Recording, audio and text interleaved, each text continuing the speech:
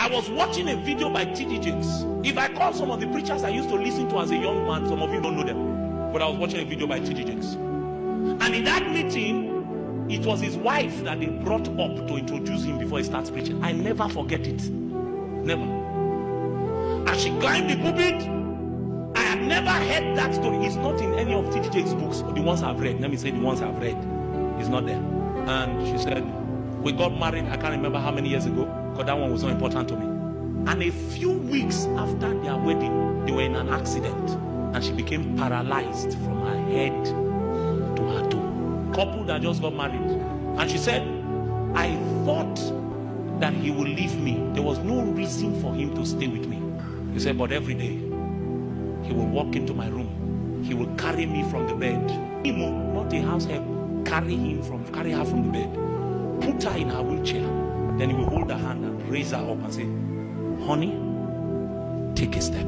She said she will struggle. You say, it's okay, sit down. Not knowing that when he finishes, he will go back to his cave and go and meet God and say, the woman you told me to marry is for destiny. You are the one that told me she cannot be crippled.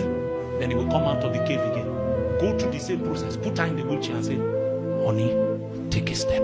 She said that every time after he leaves, she will cry on the bed, begging God to take her life, because she saw the way his heart was burning for her to walk, and she feared that she would never walk again. She said one day, after about 2 months, he came. He said, take a step, and she found that strength entered her leg, and she took one step. He didn't ask her for another. He said, that's enough.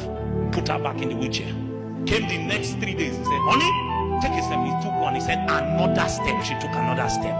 He came 4 days later. He said, take a step. By this time, his faith had begun to wow. The reason he could operate like that was before he married her, he knew what God said. He said after a while, he told her, run. Then she raised her head on the pulpit. She said, that is the man I introduced you to you tonight. All he will tell you tonight is take a step. And whatever he tells you, my God will bring it to pass. I've never seen T.D. Jakes like that. He cried. He could not preach. He cried. Now we want to marry because the woman has a big bust or a big backside.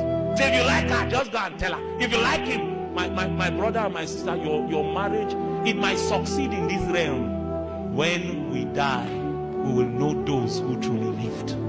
You may hate the preacher and call him names. I've told you, posterity will prove that I did not lie.